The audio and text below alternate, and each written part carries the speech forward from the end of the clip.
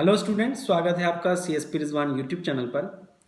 इस वीडियो के स्टार्टिंग में ही हम डिस्क्लेमर दे दें आपको कि ये वीडियो केवल और केवल छात्रों के लिए है या उन लोगों के लिए जो रेगुलर न्यूज़पेपर पढ़ते हैं, अपने आसपास हो रही चीज़ों घटनाओं पर उनकी नज़र है। ये वीडियो केवल उनके लिए है। अगर आप इस सेक्शन में नहीं आते, आप रेगुलर न्यूज़पेपर नहीं पढ़ते या आप रेगुलर चीज़ों से अवेयर नहीं है, तो ये वीडियो आपको समझ में ही नहीं आएगा। तो स्टूडेंट, चलिए शुरू करते हैं। आज हम बात कर रहे हैं कॉलेजियम व्यवस्था की। कॉलेजियम व्यवस्था क्या होती है, इसमें क्या सुधार की मांग चल रही है, इस पर सब पे चर्चा इस वीडियो के दौरान होगी। और ये कॉन्वर्सेशन टू वे कॉन्वर्सेशन होना चाहिए। आप लोग भी कमेंट बॉक्स में अपनी राय जरूर दिया करिए। तो कॉलेजियम व्यवस्था है क्या? संविधान का अनुच्छेद 124 न्यायाधीशों या न्यायमूर्तियों की नियुक्ति से संबंधित है, जो सर्वोच्च न्यायालय के न्यायाधीश होते हैं। आपने न्यूज़पेपर में आए दिन पढ़ा होगा कि जो लॉ मिनिस्टर हैं किरण रिजिजू जी, वो लगातार कह रहे हैं कि कॉलेजियम व्यवस्था में बदलाव होना चाहिए। वर्तमान की कॉलेजियम व्यवस्था की बात करते हैं। जो न्यायाधीशों की या न्यायमूर्तियों की नियुक्ति होती है वो कैसे होती है। देश के सर्वोच्च न्यायालय का जो मुख्य न्यायाधीश है, अर्थात CJI, chief justice of India, पूरे वीडियो में अब हम इसको CJI ही कहेंगे। तो 5 लोगों का एक पैनल है, 5 लोगों का एक ग्रुप है, जिसमें CJI होता है और 4 सीनियर मोस्ट जजेस होते हैं सुप्रीम कोर्ट के। ये 5 लोग मिलकर सुप्रीम कोर्ट में और हाई कोर्ट में जजों की नियुक्ति से रिलेटेड फैसले लेते हैं। ये सीधे सरकार को भेजते हैं, सरकार राष्ट्रपति को भेजती है और इस प्रकार से जजों की नियुक्ति होती है वर्तमान में। लेकिन सरकार लगातार चाह रही है कि इसमें कुछ ना कुछ बदलाव हो, क्योंकि वर्तमान स्थिति ऐसी है कि जज ही जज को चुनते हैं। तो प्रॉब्ली इसमें भाई भतीजावाद हो सकता है, ऐसा सरकार का मानना है। संविधान का अनुच्छेद 25 कहता है कार्यपालिका और न्यायपालिका का पृथकीकरण। पहले हम कार्यपालिका और न्यायपालिका छात्रों समझ लेते हैं। कार्यपालिका सिंपल भाषा में समझाने की कोशिश करेंगे इस वीडियो में। कार्यपालिका मतलब सरकार और न्यायपालिका मतलब कोर्ट कचहरी, सुप्रीम कोर्ट, हाई कोर्ट।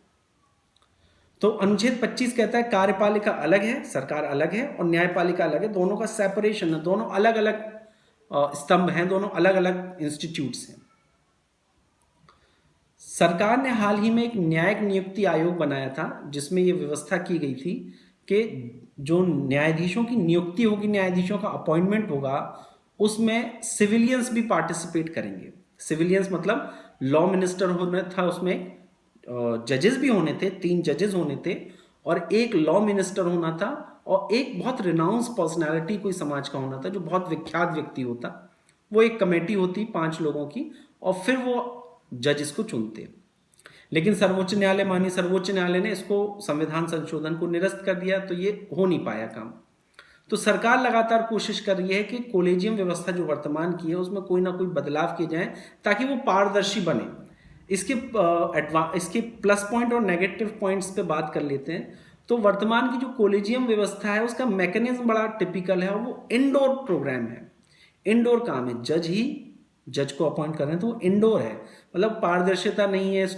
लोगों को पता नहीं है कौन अपॉइंट हो रहा है। जैसे सरकार बनती है, ओपन है, वोटिंग होती है, बन जाती है। हालांकि न्यायपालिका में वोटिंग की संभावना नहीं होती है, क्योंकि जज अगर वोट से बनने लगे तो फिर फैसले कैसे सही और निष्पक्ष हो पाएंगे। तो पहला पॉइंट तो ये है कि इसमें पारदर्शिता नहीं है, ऐसा सरकार का कहना है। और दूसरा पॉइंट ये है कि ये इंडोर प्रोग्राम है, दरवाजे के अंदर, इंग्लिश की कहावत है, तो मायने उसके ये हैं कि दरवाजे के अंदर ये सब कुछ होता है, पारदर्शिता इसमें नहीं है। कॉलेजियम व्यवस्था के पक्ष में क्या पॉइंट है? पक्ष में ये पॉइंट है कि अगर सरकार का कानून मंत्री या कोई रिनाउंस पर्सनालिटी इसका मेंबर हो जाता है, तो शायद न्यायालय भी सरकार के प्रभाव में आ जाए, ये संभावना है। और दूसरा, अगर ऐसा होता है तो फिर न्यायालय निष्पक्ष नहीं रह पाएगा। ये सारी संभावनाएं हैं। कॉलेजियम व्यवस्था क्या होती है, इसका कैसे काम करती है, क्या इसमें आलोचनाएं हैं, क्या इसमें पॉइंट्स हैं, ये सारे इस वीडियो में हमने आपसे डिस्कस करने की कोशिश की। अगर आपको इससे रिलेटेड कोई भी कन्फ्यूजन है तो ज़रूर शेयर कीजिए। अगर आपको ये वीडियो पसंद आया तो अपने सारे व्हाट्सएप ग्रुप में इसको शेयर ज़रूर कीजिए। धन्यवाद, आज के लिए इतना ही।